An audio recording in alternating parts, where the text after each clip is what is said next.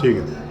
मैं हेम चौधरी, उम्र मेरी 72 साल, छावनी परिषद का काफ़ी अरसे तक उपाध्यक्ष रहा और रानीखेत को जिला बनाने वाली जो भी आंदोलन हुए उनमें मेरा सक्रिय योगदान रहा।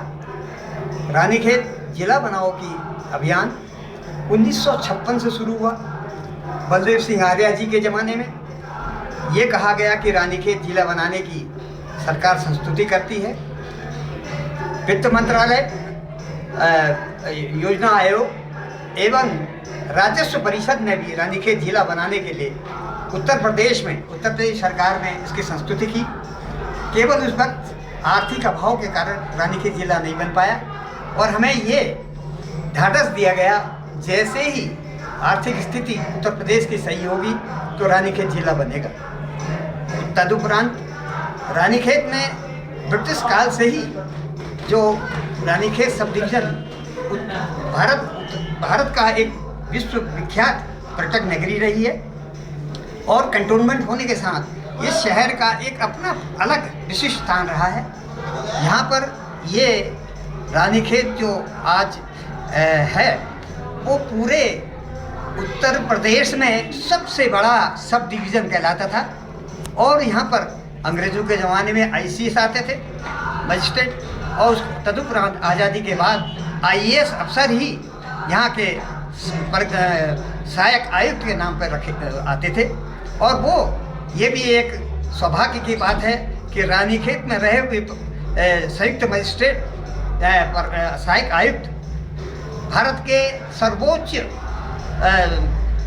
कैबिनेट सेक्रेटरी तक पहुँचे हैं। TSR सुब्रमण्यम जैसे हमारे अधिकारी बहुत ऊंची पहुँचे। हमें ये ज्ञात था कि रानीखेत को जिला तो बनना है और बनना चाहिए। आज इसकी जितनी हैं, आज इसमें करीब जितने तहसीलें बन चुकी हैं, रानीखेत को जिला बनना चाहिए, बन के रहना चाहिए।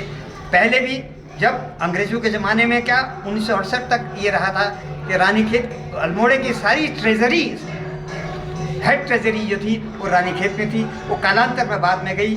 आज हम जब देखते हैं कि रानीखेत का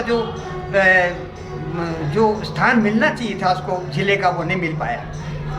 बीच में कई बार प्रयास हुए, आंदोलन हुए। मुलायम सिंह यादव जी ने, तो मुझे याद आता है कि 90-91 में जब हम उनके पास थे, उन्होंने कहा मैं इस बात पे आपके साथ तस्दीक करता हूँ कि रानीखेत को जिला बनना चाहिए। लेकिन उस समय जब हम उनसे मिले थे, उन्होंने कहा था भाई इस वक्त मैं उनके यातायात मंत्री का चुनाव की वजह से मैं इसको नहीं कर सकता। लेकिन उन्होंने मुझे, हम लोगों से ये कहा, हमारी उस डेलीगेशन को, शिष्टमंडल को कहा कि आप इसे रानीखेत को मैं ADM का पद दिया और हमें ये खुशी है कि वो ADM यहाँ पर पोस्टिंग आई और साथ ही एक ASP भी दिया। तो उसके बाद सरकारें बदली, बदलाव आया, लेकिन रानीखेत को वो मान सम्मान नहीं मिल पाया जो उसको मिलना चाहिए था।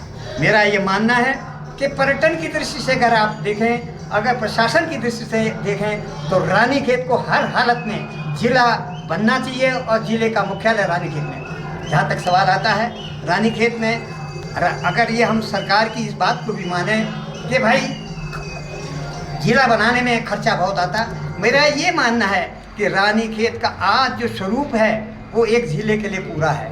इसमें बहुत ही कम खर्चे पर जो है रानीखेत जिले की स्थापना हो सकती है। केवल एक जिलाधिकारी की नियुक्ति और एक केवल SP की नियुक्ति करने से ही रानीखेत जिला जो है अब अस्तित्व में आ जाएगा।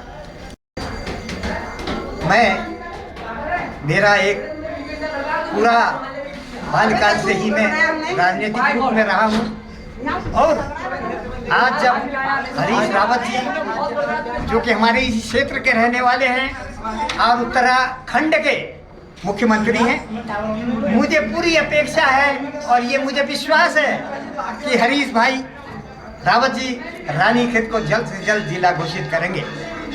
मेरी ये कामना है कि रानीखेत का विकास हो, रानीखेत की तरक्की हो और उसके लिए ज़रूरी है कि इसका ज़िला बनना, और ये ज़िला बन जाएगा तो रानीखेत की सारी समस्याओं का जो है वो अंत हो जाएगा और रानीखेत अपने विकास के मार्ग में प्रशस्त होकर अपनी एक विशिष्ट पहचान बनाने में कामयाब हुआ।